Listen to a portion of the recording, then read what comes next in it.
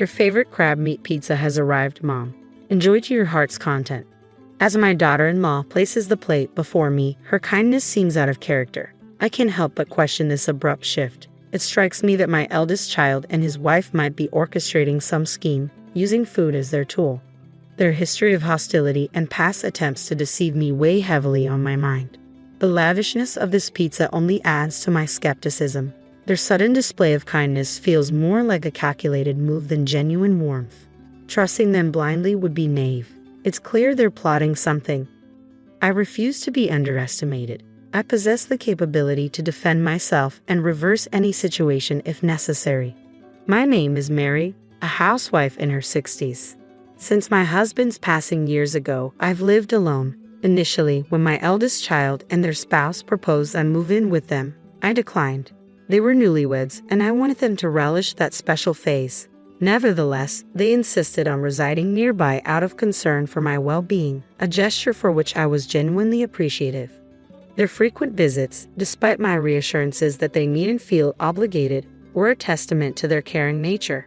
My eldest child would often express worry, prompting me to relent and indulge their concern. Similarly, my daughter-in-law sought opportunities to foster a bond with me even when my eldest was occupied. I took pride in my child's choice of partner, believing her to be a person of integrity. However, I was oblivious to their ulterior motives at the time, a realization that now vexes me. Reflecting on those moments, I am irked by my own gullibility. Genuine kindness without hidden agendas is a rarity. I allowed myself to be swayed by their eloquent assurances, oblivious to the underlying truth. It wasn't until later that I uncovered their true intentions. One evening, they dropped by and ended up staying overnight, citing a lack of plans for the following day. Though I hesitated to encroach on their time as a couple, suggesting they return home since it was nearby, my daughter-in-law was insistent. "We're eager to strengthen our bond, so we'd like to stay," she asserted. Reluctantly, I acquiesced, offering them the guest room. This house, a creation of my late husband, holds many unused rooms since it's too large for just me. Despite its dustiness, my daughter-in-law graciously assisted in tidying up, showcasing her adeptness at housework and reinforcing my favorable opinion of her. In the quiet of night, I stirred, parched, and made my way to the kitchen. En route, I noticed the living room bathed in light. Intrigued, I peered in, finding them seated on the sofa engaged in conversation. Unable to resist the temptation, I surreptitiously listened in, inadvertently overhearing a dialogue between my eldest child and his wife. "I'm utterly drained," remarked the eldest child. "That old lady has us toiling like slaves, don't you agree?" "Just endure a little longer," the wife countered. "Once we secure Mom's inheritance, we're free. If her husband hadn't been a CEO, we wouldn't be in this predicament. It's astounding how easily she's deceived just because we're cordial to her. Mom's always been emotionally fragile. She'll likely bestow the inheritance upon us." I was dumbfounded by what I overheard. If their words held truth, then their kindness was merely a facade to lay claim to my late husband's estate. Had all their previous gestures been insincere? Every word they uttered to me were family bound to support each other, or so I thought. Why this fixation on the inheritance? I couldn't discern any financial troubles on his part, but perhaps he's entangled in dire straits unbeknownst to me. What drives them to such lengths for an inheritance? Is it solely for monetary gain? The behavior of the couple left me pondering, perplexed by their motives. I resolved to confront them about their recent conduct. Through inquiries within the neighborhood and among acquaintances, a startling revelation surfaced. Both of them were deeply entrenched in gambling, having accumulated an overwhelming debt far beyond their means to repay through conventional employment. It dawned on me why they were so desperate for the inheritance. My late husband had bequeathed a substantial portion to our eldest child, albeit less than what I received, yet still a sizable sum. They had recklessly squandered it, plunging into insurmountable debt. Their kindness, it seemed, was merely a guise to secure the inheritance from me. Following this discovery, I grew wary of their intentions. "Do you require any assistance, Mom? We're here to lend a hand," my daughter-in-law inquired, her words ringing hollow in light of the unsettling truth. "Your favorite crab meat pizza is here," my daughter-in-law announced cheerfully as she placed the plate before me. "Mom, eat as much as you want." Her sudden kindness struck me as odd. I couldn't help but question this abrupt change. Suspicions gnawed at me. It seemed my eldest child and his wife were orchestrating something, perhaps using food as a guise. They had a history of hostility and deceptive acts, so their newfound warmth raised red flags. It was clear to me that something wasn't right with this extravagant pizza. Their niceness felt contrived, and I couldn't shake the feeling that they were up to something. I refused to be underestimated. Despite being a housewife in my 60s, living alone since my husband's passing, I was not without my own strength. When my husband died, my eldest child and their spouse had offered for me to move in with them. However, I declined, wanting them to cherish their newlywed bliss. Yet they insisted on living nearby out of concern for me, a gesture I initially appreciated. Their frequent visits, despite my reassurances that they needn't feel obligated, only fueled my suspicions. But it wasn't until one fateful night that my doubts were confirmed. They stayed over, claiming they had no plans for the next day. I suggested they return home since it was close by, but my daughter-in-law insisted they stay to deepen our relationship. Reluctantly, I agreed, offering them the guest room. In the dead of night, I caught them conversing in the living room. What I overheard shattered any remaining trust I had in them. They spoke callously about me, about their plans to secure my late husband's inheritance. They had squandered their own fortune on gambling debts, leaving them desperate for money. Their kindness towards me was a ruse, a means to an end. From that moment on, I kept my guard up. When my daughter-in-law extended hollow offers of help, I politely declined, wary of their true intentions. Their subsequent attempt to confront me about a supposed new love interest only reinforced my skepticism. Their concern was a thinly veiled attempt to maintain control over my finances, and I refused to be manipulated any longer. I could see right through her facade. It was clear she was only concerned about protecting her inheritance. Yet my daughter-in-law continued to play the role of the caring daughter-in-law, never revealing her true intentions. That's acceptable for now, I thought. The true nature of my eldest child and their spouse will be revealed in due time. All witness their true selves when the moment is right. And that moment arrived sooner than anticipated. "Happy birthday, Mom," exclaimed my eldest child, presenting me with a bag from a fancy pizza establishment. Inside were an array of pizzas, including my beloved crab meat pizza. "Thank you, but let me handle these," I insisted, prepared to start plating them.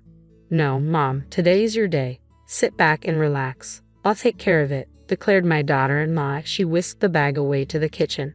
My eldest child followed suit, offering assistance. Despite their seemingly genuine efforts to celebrate my birthday, I remained wary. Something was amiss. As I contemplated their motives, they returned with plates in hand. Before me sat a steaming slice of crab meat pizza. "Here's your favorite, Mom. Enjoy," my eldest child affirmed, echoing their spouse's sentiments. To an outsider, it might have seemed like a joyous birthday celebration, but I knew better. There had to be something sinister lurking on that plate. I refused to be fooled. Their excessive kindness raised suspicions that couldn't be ignored. With my husband no longer by my side, I understood the importance of protecting myself. I vowed never to place my trust in them again. They would soon rue the day they attempted to deceive me. "Well, it certainly appears appetizing, but my tastes have evolved recently. I find myself drawn to the foie gras on your plate," I remarked, reaching for my eldest child's dish. They tried to intervene, but I feigned ignorance, questioning, "Is there a problem? You know, I've developed a newfound appreciation for foie gras. And if memory serves, you used to enjoy crab meat too, didn't you?"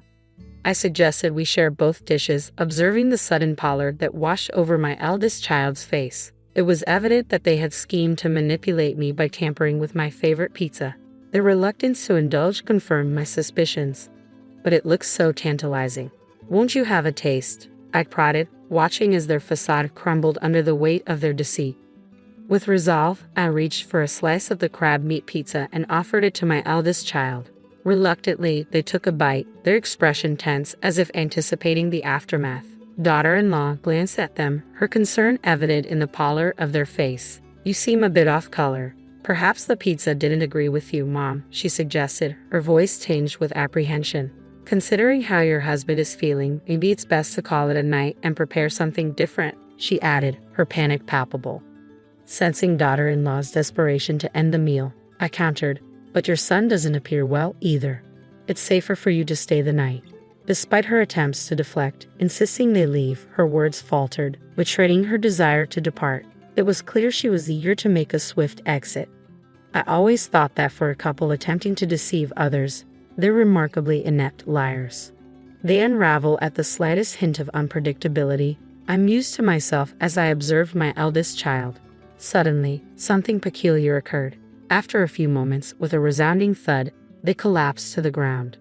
As I approached, I realized they were deeply asleep, likely drugged with a sleeping pill. Oh, couldn't keep your eyes open, could you?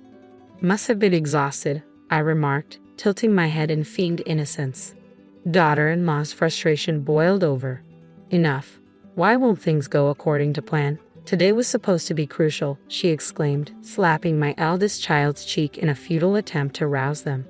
But they remained unconscious, oblivious to her distress. I stood in stunned silence as daughter-in-law's facade crumbled before my eyes. Disregarding my presence, she began to confess. I'd been pretending to be the dutiful daughter-in-law, all in hopes of securing the inheritance to clear our debts. Today was meant to be the final step. We planned to incapacitate you and steal your banking card. But nothing went as planned. It's your fault, she accused, her glare piercing. Their scheme to drug me and steal my banking card under the guise of a birthday celebration was truly deplorable. I couldn't stoop to their level, so I decided to confront them head-on. I've known all along that your kindness was just a front to get to my money. That's why I kept my distance and declined your offer of pizza, I revealed, watching as daughter-in-law's expression shifted from shock to disbelief. It was clear she had underestimated my awareness of their deceit. How foolish they must feel for thinking they could deceive me so easily. Sorry to burst your bubble, but I'm not as naive as you both seem to think, I continued, a hint of scorn in my voice. Your sudden displays of kindness always struck me as suspicious, and I even overheard your conversation about the inheritance when I stayed over, discussing your plans in the target's own home. That's just plain foolish. Don't label us as fools. We've been doing our best, daughter-in-law retorted defensively. If this is your best effort, then it's no wonder you're drowning in debt, I countered sharply, watching as daughter-in-law's expression shifted with discomfort at the mention of the word debt. And you know about the debt too. How much do you know? It was evident that daughter-in-law hadn't anticipated my knowledge of their financial woes. Her anxiety was palpable at the mention of their debt. I did some digging and discovered the extent of your gambling debts. It was quite a shock to find out. You've managed to accumulate quite a substantial debt, I stated matter-of-factly, noting the growing pallor of daughter-in-law's face. She must have realized there was no escaping the truth. Mom, I'm truly sorry. Please forgive us. We're struggling to make ends meet. Can you lend us some money? We'll repay you, daughter-in-law pleaded earnestly, her once confident demeanor now replaced with desperation. Even in her distress, she continued to seek financial assistance. It was disheartening to realize that, to her, I was merely seen as a convenient source of support. I'm sorry, but I won't be giving you a single cent. I can't trust individuals like you to fulfill your promises, I responded firmly, refusing to yield to her pleas. You need to take responsibility for your actions. Daughter-in-law's demeanor shifted to one of resignation at my words. Though visibly disheartened, she seemed to comprehend my unwavering stance and refrained from asking for money again. Following that confrontation, my interactions with my eldest son and daughter-in-law gradually waned. They ceased visiting, barely maintaining any communication. Surprisingly, when those days arrived, I didn't experience loneliness as I had expected. Instead, I felt a sense of liberation, free from the shackles of deceit. Eventually, my eldest child and daughter-in-law relocated. According to neighbors, they were escorted away by dubious individuals, likely unable to settle their debts and forced to flee to a distant state. Perhaps they now endure harrowing circumstances, plagued by the consequences of their actions. Yet such matters are no longer my concern. We are estranged, our ties severed. I bid farewell to this tumultuous chapter, confiding in my late husband's photograph. His expression seemed to exude a sense of relief, as if acknowledging the closure of a fraught period. My sole family now resides in the memory of my late husband, the one who steadfastly stood by me. The life is fleeting. I am determined to embrace it with strength, cherishing the cherished moments shared with my husband. Sil kept making mean comments about my husband because he chose to stay home and take care of our family instead of working. I got really upset and told everyone at her wedding dinner how Jason had supported their whole family during tough times. Let me give you some background. I'm 28 years old and my husband Jason is 29. We met 6 years ago and got married 3 years ago. We have a 1-year-old daughter together. I met Jason through my brother, who is friends with him because of their jobs. Jason used to be a police officer, and my brother owns a pizza place where Jason used to hang out. One year, my brother brought Jason home for Thanksgiving, and that's when we met. After dating for 3 years, Jason proposed, and we got married. I had met most of Jason's family before we got married, and they were usually nice to me, except for my sister-in-law Janice, who is 27. Even though Jason assured me that Janice would warm up to me eventually, she never did. She never openly showed her dislike for me in front of others. Instead, she would make subtle insults and backhanded compliments, passing them off as jokes. At first, it really bothered me, but after a while, I got used to it. I got used to ignoring Syl's mean comments because I didn't want to give her the satisfaction of seeing me upset. She never said anything rude when my husband Jason was around, probably because she didn't want to upset him. Jason knew about the tension between his sister and me and made sure I wasn't alone with her during family visits. I didn't want Jason to cut off his family because of Syl's behavior, so we just pretended everything was fine. We both tried to ignore Syl's comments, even though it wasn't easy. We didn't really have any other choice. Looking back, I wish I had spoken up instead of staying silent. I was worried about causing trouble or being seen as overly sensitive. But I couldn't stay quiet any longer, especially after what happened recently. Jason used to be a police officer, but he quit his job to be a stay-at-home dad a few months ago. I'm a working mom with a demanding job as a trauma surgeon. My husband and I were struggling to balance our careers with raising our daughter. Both of us had demanding jobs and couldn't spend much time at home. We relied on daycare and our parents to take care of our daughter when needed, but it didn't feel like enough. We felt like we were missing out on important time with her, and we worried she wouldn't have us around much as she grew up. About a year ago, my husband Jason and I had a serious talk about this. He decided to quit his job as a police officer so he could spend more time at home with our daughter. I didn't push him to make that choice, but he felt it was the right thing to do since I earned more money, and he believed it was fair for our daughter to have one of us around most of the time. I asked Jason countless times if he was sure about quitting his job to become a full-time dad. It was a big decision, and I wanted to be sure he wouldn't regret it or feel resentful toward me. But he reassured me that he was happy to take on this role. Even though he loved being a cop, he seemed genuinely content spending his days taking care of our daughter and managing the household. We talked about it recently, and he admitted that it was a bit challenging at first to adjust to being a stay-at-home dad after working for so long. But over time, he found it easier, especially because he could spend quality time with our daughter.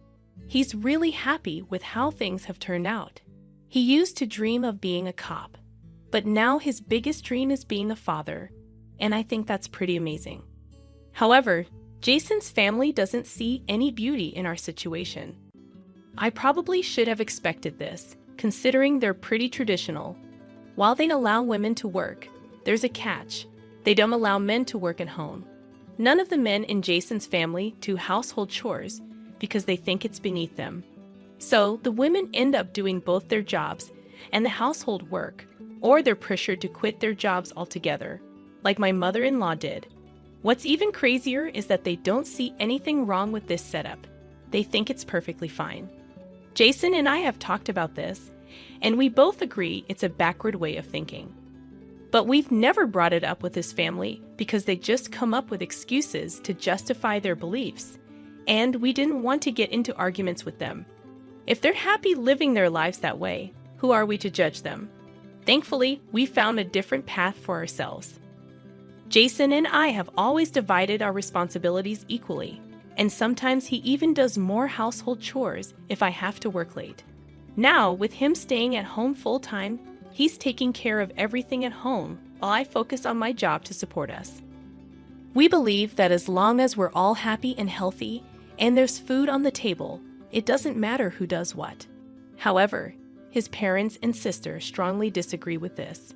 They're upset with Jason for quitting his job and staying home with our daughter. They think it makes him less of a man or something, and they've been arguing with him about it for months. I tried to step in at first, but his parents made it clear that my involvement would only make things worse. Jason didn't want me to defend him either because he didn't want to drag me into the conflict. So I decided to stay out of their way. It took them a while, but eventually they accepted our new arrangement and stopped bringing it up. It probably helped that they had other things to focus on, like Janice getting engaged. Her boyfriend, Harry, proposed after they'd been together for 2 years. Everyone was so caught up in the excitement of the engagement that they pretty much forgot about Jason's situation for a while. We were grateful for the distraction because it meant we didn't have to deal with any arguments from his family about Jason staying home. It seemed like everything had blown over, and we wouldn't have to hear about traditional gender roles again. But then, at Janice's rehearsal dinner yesterday, the topic came up again. So we had a bit of a crisis. Janice's wedding was just a day away, and we needed to figure out how to handle the situation quickly. We needed help urgently, so we posted about it hoping for a fast response. During dinner at the rehearsal dinner, Jason and I were sitting across from Janice and her fiancé Harry. Their parents and a few other family members were there too, and we were all chatting happily. Everything seemed fine, and I was relieved that we were getting along well, especially after the tension from Jason quitting his job. But then Janice suddenly changed the subject and asked me about my work. I felt really uncomfortable, but I had to answer Janice's question about my work because it seemed innocent enough. I just said everything was going well and hoped she'd leave it at that. But then she turned to Jason and made a joke about how he's now living a life of leisure since he's not working and relying on my income. She didn't stop there. She kept making jokes about how he's not in charge anymore and cracked some other mean jokes about him. Jason tried to brush it off and smile, but it was clear he was hurt. I couldn't take it anymore. It was like all the frustration from dealing with Janice and her family's outdated views just boiled over. So I decided to bring up something that nobody wanted to hear. I couldn't hold back anymore, so I told Janice that she could joke all she wanted, but Jason was still a better person than anyone in their family. I pointed out how audacious it was for her to make fun of Jason, considering that without him, she wouldn't have been able to go to college or even meet Harry. Jason had been helping his parents financially since he was 18. It was a dark time for their family when Jason's father lost his job while Jason was still in high school. Janice was too sheltered to notice the struggles in her own family, and her parents and Jason made sure to shield her from it. They never said no to her, even when they were struggling themselves. Jason had to work 2 jobs to support them while his father searched for work. Thankfully, they only had to endure this hardship for about a year. Thanks to Jason's support and some savings, Janice never knew about any of this until I brought it up at the rehearsal dinner. She was shocked, and so was everyone else, because the secret had been kept for almost a decade. Nobody was supposed to talk about it because they didn't want Janice to find out. But after all those years, I finally brought it up, and now she knew exactly how much she owed to her brother. She had no right to make fun of him or put him down. Everyone else might have kept quiet to protect her, especially Jason, but I couldn't stand by silently. After I spoke up, there was just silence at the table. After a moment, Jason and I left, and we walked back to our hotel room without saying a word. Even when we got there, we didn't discuss what had happened at dinner. I knew it would become a big deal, and so did Jason. But his silence told me he didn't think I did anything wrong, so there was no need to talk about it further. The next morning, when I woke up to the sound of knocking on our door, and it was Jason's parents. They wanted to talk to me right away. After they came in and we all sat down, they got straight to the point. They told me that the family wanted me to apologize to Janice.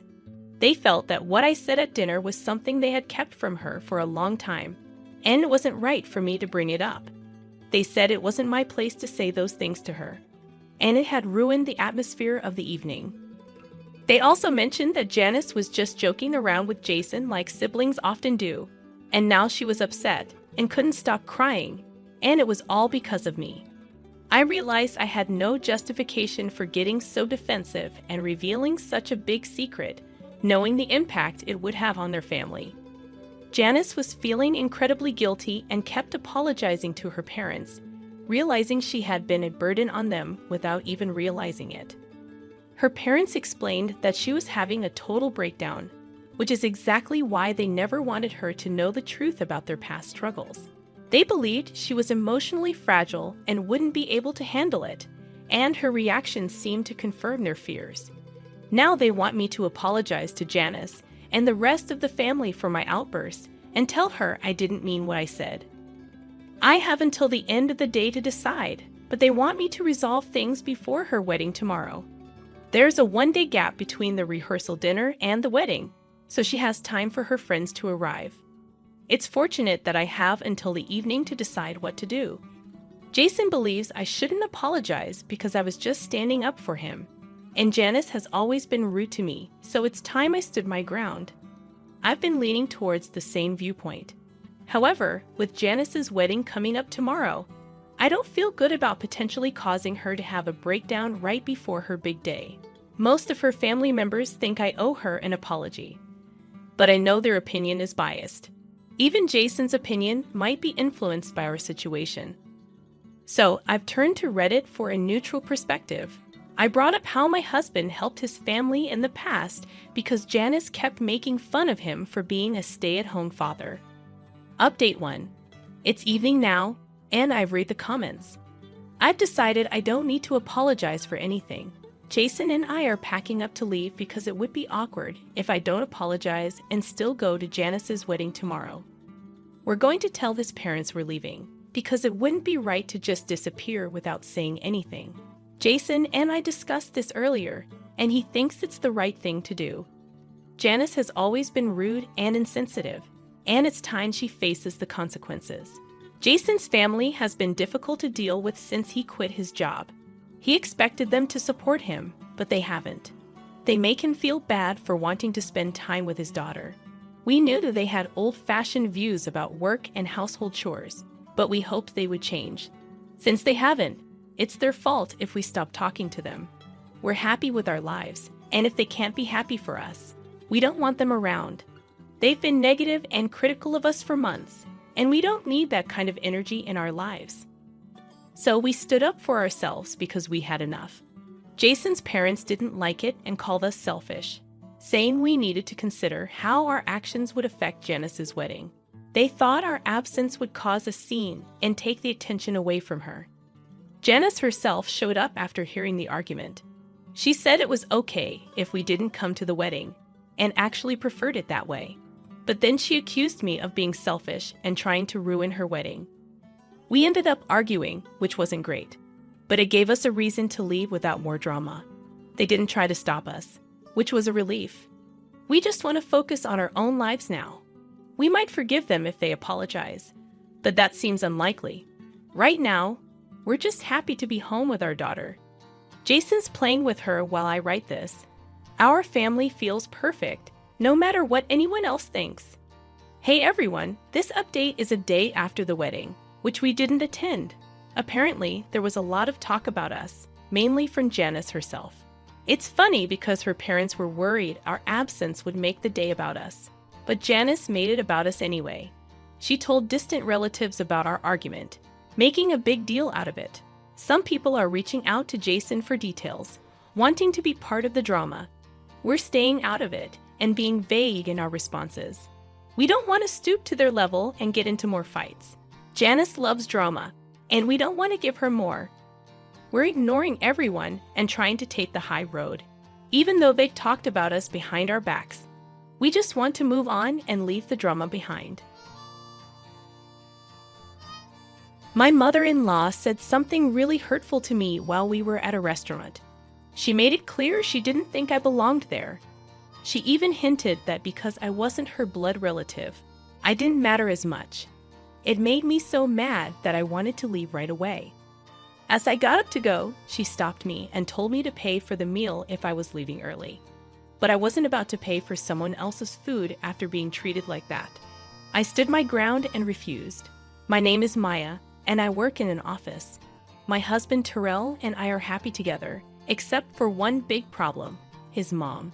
She's always criticizing me and meddling in our lives. Even when I tell Terrell about it, he doesn't see the problem. He thinks she's just being a caring mom, but I know better. As time went on, my mother-in-law's interference in our lives got even worse. She had a key to our house, given to her by my husband, and she just let herself in whenever she pleased. She criticized everything and spread rumors about me to our neighbors. I begged my husband to move us somewhere else, but he didn't seem to care much, too caught up in his work. Then, something changed. He got a big promotion and a raise thanks to a successful project. Seeing this as our chance to make a fresh start, I suggested we start a family. Now that we have more money, maybe it's time to think about having kids, I said, hoping this would make him realize how toxic his mother's behavior was. But he had another idea. He thought if we were going to have children, we should live in a town that's better for them. There aren't many places for kids to go here, like daycare centers or parks. Shouldn't we move somewhere more family-friendly? Finally, he agreed to move, which made me even happier than his promotion did. But that happiness didn't last long. The next day, my mother-in-law showed up unannounced like she always did. I was annoyed, thinking she was going to start criticizing again, but something seemed off this time. I want to celebrate my son's promotion, so I've booked a fancy restaurant. It's really expensive, but it's classy. The food is amazing, and the staff is great. Everyone says good things about it, she told me, inviting me to come along. Sounds nice. Good for you, I said, trying to be polite, even though I was still not happy with her. Well, forget about your schedule. I really want you to come to this restaurant, she insisted. I'll take a look at my schedule, but I'm not sure if I can make it, I said. Don't say that. We really want you there, she insisted, not taking no for an answer. Even though I responded that way, she just smirked and left. It was strange because she had been excluding me before, but now she was inviting me and insisting that she'd wait. Something didn't feel right. When I asked my husband about it later, he said he had already promised his mother that we would go together. She had booked that restaurant specifically for us, and he was excited about it. Don't you feel the same way, Maya? He asked. Sorry, but I'm not excited about it. I'm worried about how much money we'll spend at such an expensive place. I really don't want to go. Just tell them I have something urgent and go enjoy yourself, I replied, feeling uneasy about the situation. Why are you being so negative? Plus, it's not just us going to the restaurant. My brothers are bringing their wives too. It wouldn't look good if you weren't there with the whole family, my husband insisted, excited about going to a fancy restaurant for the first time. Even though I didn't want to go, I felt like I had to. My husband wasn't listening to me anymore. If he trusted my mother-in-law more than me, I decided to secretly record her behavior with a voice recorder I bought online. I had a feeling she would continue her harassment at the celebration. I planned to record it and play it for my husband later. If he still didn't believe me, I was ready to consider divorce. Making that decision made me feel a little better. Still, the day we were supposed to meet my mother-in-law at the restaurant felt really gloomy, and I couldn't stop sighing. I barely knew my husband's brothers, having only met them at the wedding, and I hadn't really talked to their wives beyond saying hello. When we got to the restaurant, the waiter led us to a big room where my mother-in-law, my husband's other brother and his wife, and the third brother and his wife were already sitting. There was one empty seat at the table. My husband looked confused. Did the waiter make a mistake with the seats? He wondered out loud. I'll go ask. Everyone, go ahead and start eating, he said, leaving the room. As soon as he left, my mother-in-law stood up, her face looking mean. There's no seat for you. Why would I invite a stranger who just married my son to a family celebration? She said, sounding really rude. So you have a choice. Prove you really want to be part of this family or leave and never come back. Decide now. I'm leaving, I said right away. My mother-in-law looked surprised for a moment. Did she really think I'd beg her to accept me as family after this? No way. Listen to me carefully. If you foot the entire bill for everyone here, I'll acknowledge you as Terrell's wife. I understand you must be feeling frustrated being treated like an outsider, so pay up and become part of the family, she demanded. I already told you I'm leaving. Why should I cover the expenses for someone else's family gathering? I shot back, turning away from her. My mother-in-law banged her hand on the table and yelled, "Can't you see? I'm offering you a chance to be part of the family. Are you really okay with remaining a stranger? Pay up." No, I'm perfectly fine being seen as a stranger. And since I'm not family, I won't be paying for your meal. Goodbye, mother-in-law, I said firmly, and I walked out. She tried to catch up to me, but by the time she reached the entrance of the room, I was already at the exit of the restaurant. When I got home, planning to email my husband about what happened, he surprisingly returned within just 10 minutes. The waiter confirmed that there was no mistake with the reservation, and my mom was causing a scene, he explained. It seemed like my decision to stand up for myself had inspired the wives of my husband's brothers as well. They had been enduring my mother-in-law's mistreatment silently, but seeing me speak up gave them the courage to do the same. In a bold move, both of them left the restaurant, and our husbands, the eldest and third sons, hurriedly followed them. I was prepared for my mother-in-law's backlash, and sure enough, within 3 hours, the phone started ringing nonstop. It was so disruptive that I eventually blocked her calls. However, one call managed to get through from an unknown number. "Hello, sorry for calling so late. Is this Maya's mobile phone?" The man on the other end introduced himself as a police officer from the nearby police station. He informed me that after everyone left, my mother-in-law tried to eat what she could and then attempted to make me pay the bill. However, the restaurant staff, already unhappy with her behavior earlier, refused her request. They thought I wouldn't come back to pay after leaving upset. Ignoring her calls, my mother-in-law was advised to pay by card. But she didn't have one and didn't bring enough cash to cover everyone's meals. Desperate, she tried reaching out to other family members to help cover the costs, but no one responded. Frustrated and angry, she started yelling and blamed me entirely for the situation. Her anger got worse, and she ended up breaking expensive vases and flower pots in the restaurant. This caused the restaurant to call the police. The officers managed to calm my mother-in-law down, but she refused to admit any fault. The restaurant didn't get paid, and they had a difficult customer on their hands. They asked the police to escort her home. Feeling guilty for ignoring a call from the police, my husband and I reluctantly went back to the restaurant. When we arrived, the police were trying to calm my mother-in-law down. When she saw me, she glared and yelled, "You're useless. This mess happened because you didn't pay the bill. It's only natural to help your mother, isn't it? Pay up now."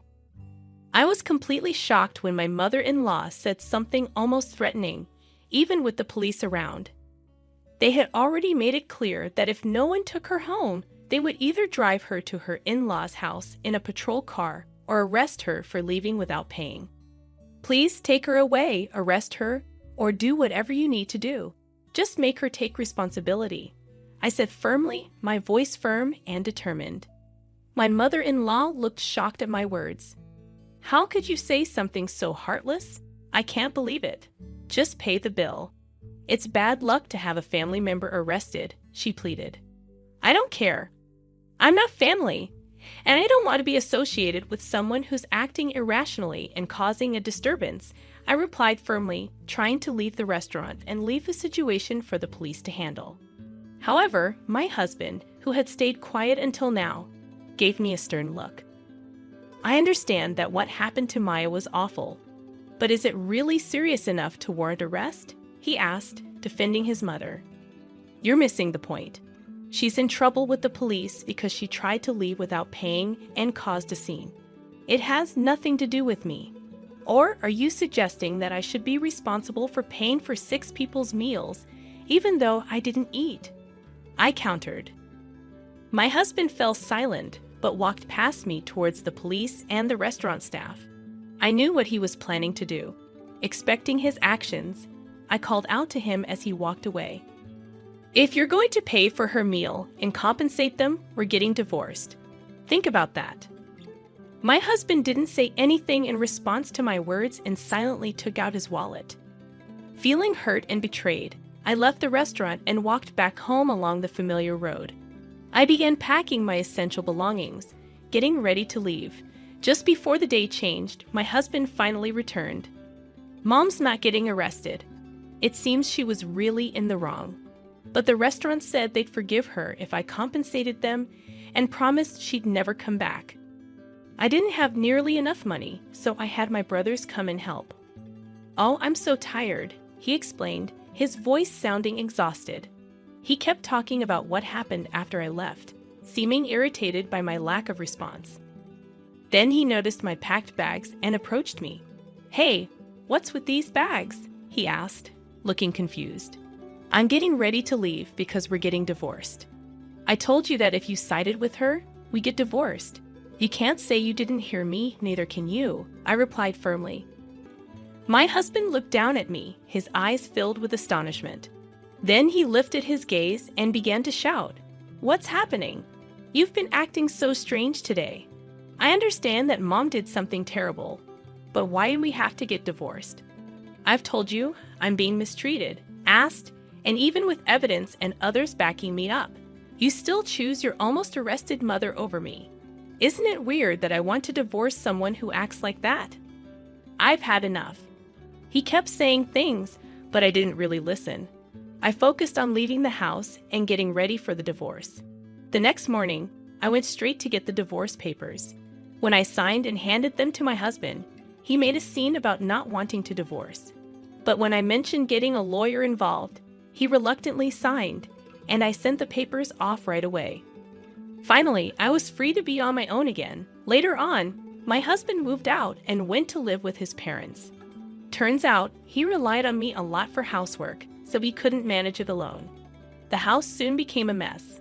Not liking the untidy environment, he ended the apartment lease and went back to his parents' house. In addition, the eldest and third sons experienced similar outcomes.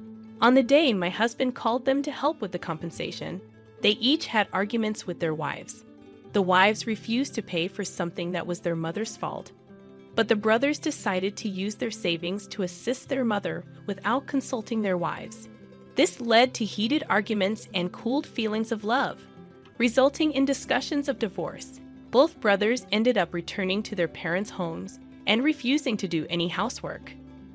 Ultimately, my mother-in-law and her 3 immature sons also moved back to their parents' house.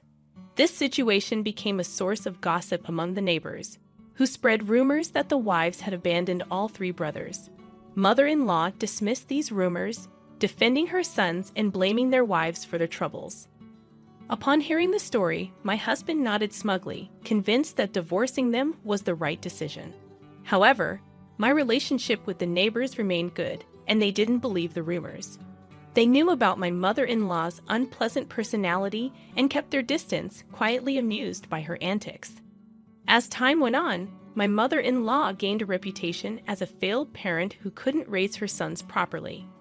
Meanwhile, my ex-husbands earned the label of mama's boys in the neighborhood for siding with their mother instead of standing up for their wives. Despite their persistent attempts to contact me, I changed all my contact details and moved to a new house. They couldn't find us, and they spent their days constantly complaining.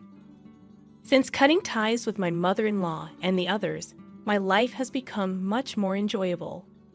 Being free from the stress of dealing with her is a huge relief, and making new friends has been wonderful. During the divorce process, I bonded with the ex-wives of my ex-husband's brothers over our shared frustrations with my mother-in-law. Now, we often go out for meals and enjoy shopping together on weekends. I even find myself grateful to my ex-husband for introducing me to such wonderful friends.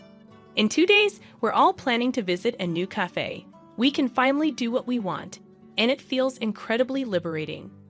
I want to lead my own life without getting caught up in toxic relationships, and I'm genuinely thankful for the friendships I've found.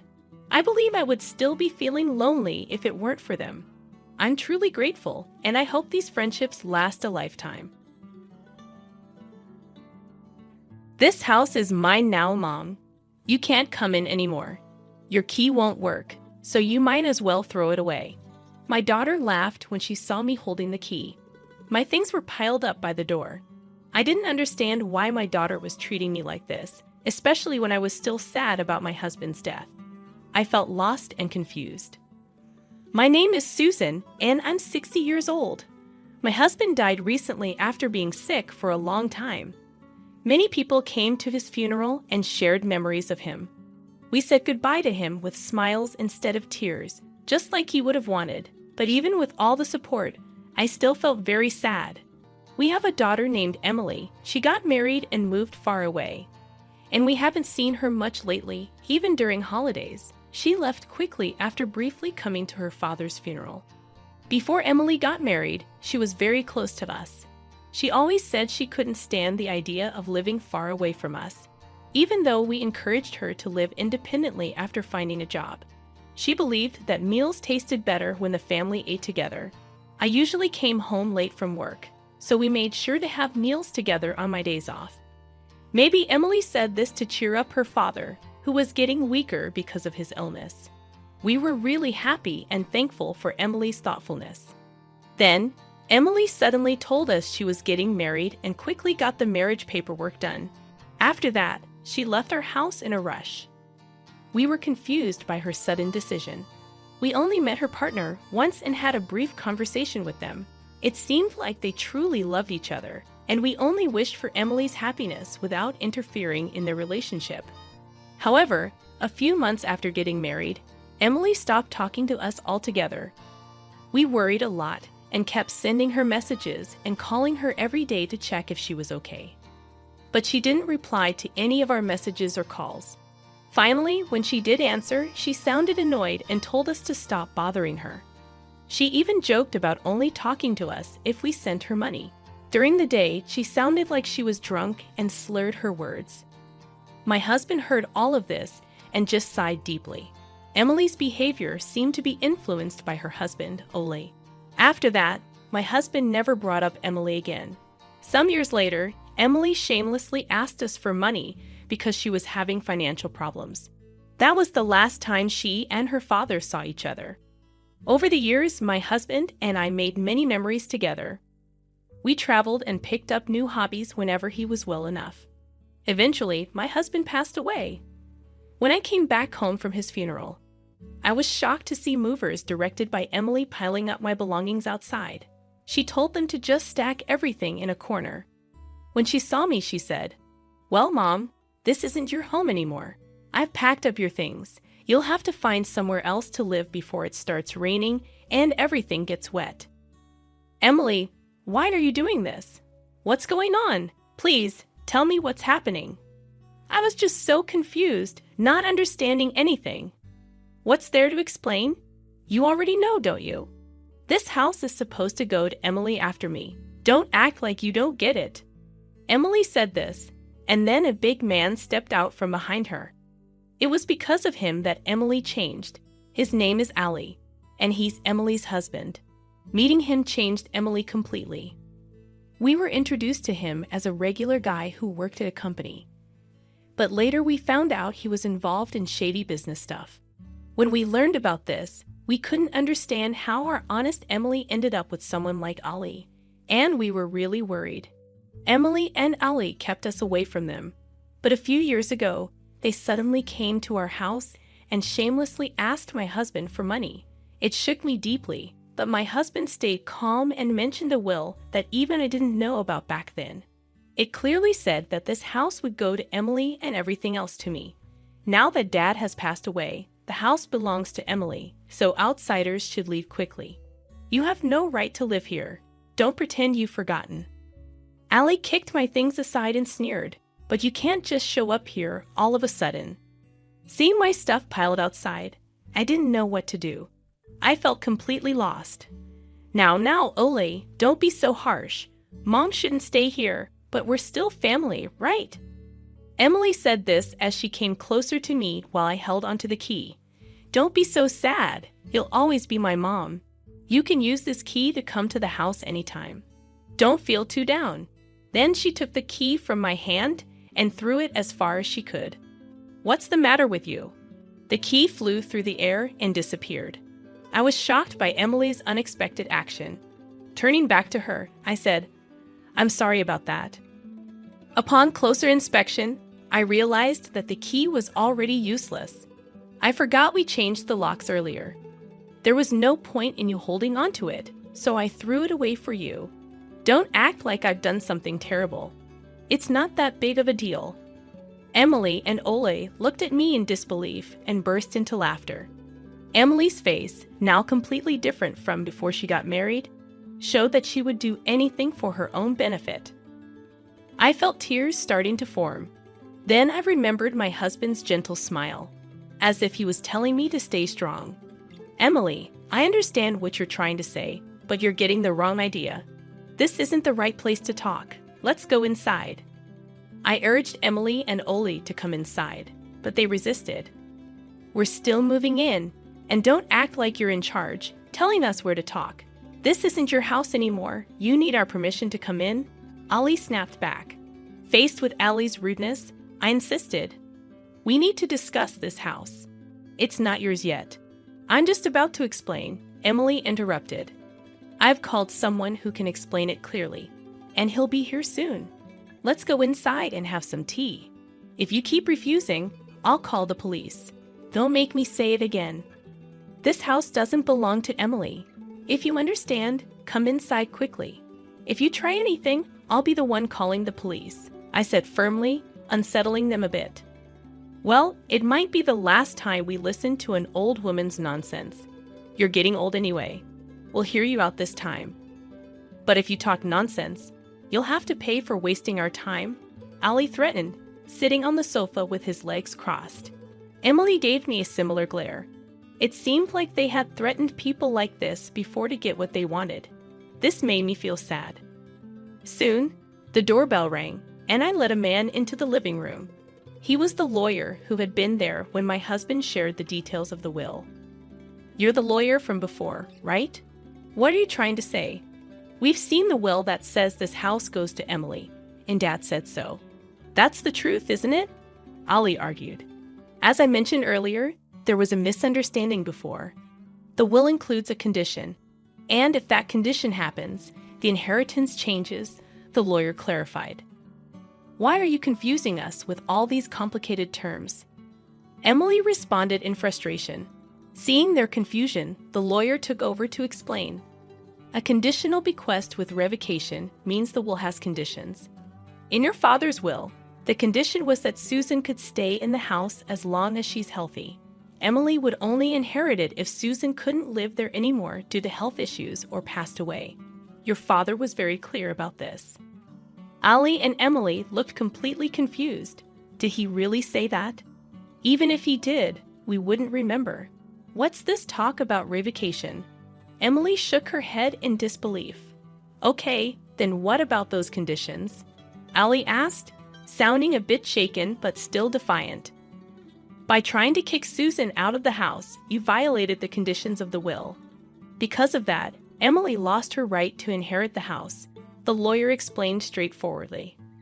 "Wait, so you're saying I can't inherit just because of that? That's ridiculous." Emily exploded in frustration. "That's the essence of this will. Breaking that condition, whether it's minor or major, leads to revocation," the lawyer explained calmly. "When did we ever break that condition? Can you prove it?" Ali leaned in, clearly trying to intimidate the lawyer. The lawyer cleared his throat. "There was a moving truck outside, arranged by you two, wasn't it? You were trying to move your things in and live here without Susan's consent. Don't act like we did something wrong. We told Mom about it. She just forgot and panicked on her own. That's not our fault," Emily protested. "Such childish excuses don't work in the adult world. Not only did you move in without permission, but you also threw my belongings outside, telling me to leave quickly," the lawyer replied sternly. "I never said that. You're the one lying. I can't believe my own mother would make up such accusations. If you keep this up, I'll sue you. Do you want that? Being sued by your own daughter is the last thing you want, right? So take back what you said," Emily threatened, her voice filled with anger. The lawyer remained composed and pulled out his phone. We can't retract the truth. Multiple witnesses saw and heard you telling Susan to leave. We've even recorded their testimonies. He played a video with statements from movers and neighbors. Everyone's stories match. They'd all say you two told Susan to leave. You could have paid them to say that. How can we trust this? Stop making a fool of us. Ollie accused, but the lawyer ignored him. Instead, he produced a key. Emily, you took the key from Susan and threw it away, which was witnessed by many. I found this key exactly where it was described to be. Changing the locks means Susan can't enter or live here, breaking the condition that she can stay as long as she's healthy. So you violated the terms of the inheritance. Don't spout whatever you want. If I get serious, I can ensure a lawyer like you never works again. Despite Allie's loud threats, the lawyer remained calm and continued. Therefore, this house will never belong to Emily, and you have no right to live here. Now please remove your belongings and return Susan's immediately. If you delay or try to stay, we'll report a breaking and entering crime to the police. You have 2 hours. Begin now. The lawyer clapped his hands sharply and checked the time on his wristwatch. Police, you say? Such nonsense won't intimidate me, Allie blustered, but the lawyer countered. I'm a professional. This is not a lie. Getting in trouble with the police over this would only cause more problems for you. Even Ollie seemed to understand that this wasn't an empty threat. Oh no! Ollie and Emily began sweating profusely and quickly got up to start moving their things. It seemed Ollie was more bark than bite, like a big guy with no courage. I'm sorry. We'll put everything back right away, so please don't call the police, okay? Please? Emily pleaded sweetly with the lawyer and yelled at the movers outside to reload the truck. But they refused, saying there was no such agreement. In the end, Ollie had to rent a car and somehow managed to load their belongings. Just loading isn't enough. You must put everything back the way it was. If Susan's belongings are damaged or dirty, clean them up. Any damage, and we'll report property damage and seek compensation, the lawyer reiterated, pushing Ollie and Emily to restore everything within 2 hours after loading their belongings. After loading their belongings, Emily tearfully asked Ollie, "Now that we've packed up, what do we do?" "How should I know? It's because of your dad's strange will," Emily sharply retorted, blaming Ollie for not paying attention to the will properly. Despite their argument, they drove off, leaving the scene. I thanked the lawyer profusely and returned to my home filled with memories of my husband, feeling relieved. Later, I heard that Ollie and Emily had caused trouble in their previous town and moved to our house, almost like a secret escape. They had targeted me for inheritance money, but now they were gone. Emily, staying with Ollie, seemed destined for a life of repeating mistakes. It pained me, but it was the path Emily chose. If they ever regretted their actions and wanted to live honorably, I'd be willing to help. My husband had mentioned something like this. For now, I'll enjoy my time in our shared house, perhaps even trying skydiving, something my husband had wanted to do. Looking up at the stars in the night sky, I felt my husband encouraging me, and I